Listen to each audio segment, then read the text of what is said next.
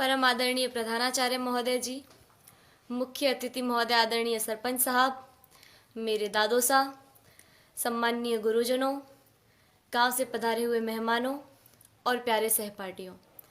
26 जनवरी को गणतंत्र दिवस के रूप में मनाया जाता है, ये तो हम सबको मालूम है। अब इस लोकतंत्र की राह पर चलते चलते हमारी शिक्षा व्यवस्था किस राह पर आकर खड़ी हो गई है, आज मैं उसके बारे में कुछ निवेदन करना चाहूँगी। हमारे देश में दो तरह की शिक्षा व्यवस्थाएं चल रही हैं, अमीरों के लिए अलग, गरीबों के लिए अलग। अमीरों के लिए प्राइवेट स्कूल, गरीबों के लिए सरकारी स्कूल। मैंने कई बार देखा है, घर पर जब मेहमान आते हैं और पूछने पर हम ये बताते हैं कि सरकारी विद्यालय में पढ़ रहे हैं, तो उनके चेहरे का रिएक्शन, भाव एक अलग तरीके का हो जाता है। तब मुझे बड़ा दुख होता है। उन सभी लोगों से मैं ये निवेदन करना चाहूँगी कि आप बहुत बड़ी गलतफहमी में हैं, क्योंकि शिक्षा का जो स्रोत है, शिक्षा जहाँ से आती है, वो आदरणीय शिक्षक है। शिक्षा ऊंची बिल्डिंगों से, बड़े बड़े गार्डन से, अच्छी बसों में सफ़र करने से या एसी रूमों से शिक्षा नहीं आती है। शिक्षा आती है शिक्षकों से, और वहाँ पढ़ा रहे सभी शिक्षक राजस्थान सरकार या किसी भी सरकार द्वारा आयोजित शिक्षकों को चयनित करने की परीक्षा में असफल रहे हुए लोग हैं, जिनको सरकार ने शिक्षक बनाने से इनकार कर दिया है। वो सभी लोग वहाँ पढ़ा रहे हैं। हमारा सौभाग्य है कि हम जिस विद्यालय में पढ़ रहे हैं, वहाँ के शिक्षक राजस्थान सरकार द्वारा आयोजित शिक्षकों को चयनित करने की परीक्षा, जिसमें लाखों लोग भाग लेते हैं, उन लाखों लोगों में से चुने हुए शिक्षक हैं, जिनको राजस्थान सरकार ने शिक्षक बनने के योग्य समझा है। हमारा सौभाग्य है कि हमें ऐसे ट्रेंड टीचर पढ़ा रहे हैं। मुझे गर्व है कि हम अच्छे हाथों में हैं।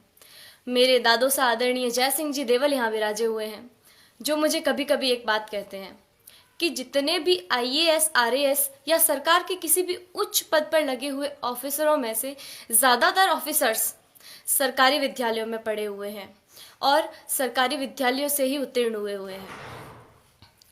वर्तमान में एक डॉक्टर, एक इंजीनियर, एक वकील, एक बिजनेसमैन, यहाँ तक कि इन विद्यालयों में पढ़ा रहे शिक्षक भी अपने बच्चों को सरकारी विद्यालयों में पढ़ाना नहीं चाहते हैं।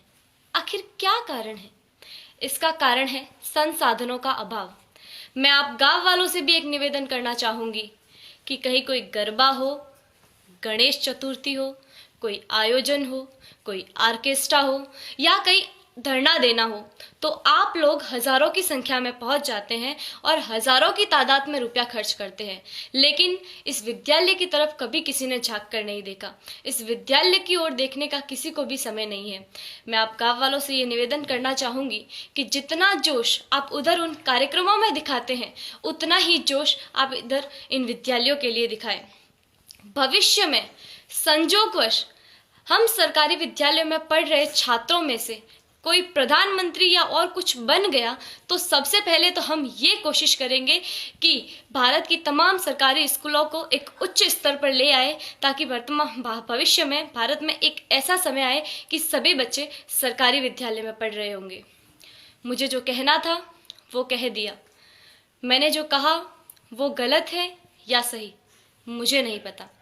इसका निर्णय तो आप लोग ही कर सकते हैं। मेरे जो मन में था वो कह दिया। अब मुझे बहुत अच्छा महसूस हो रहा है।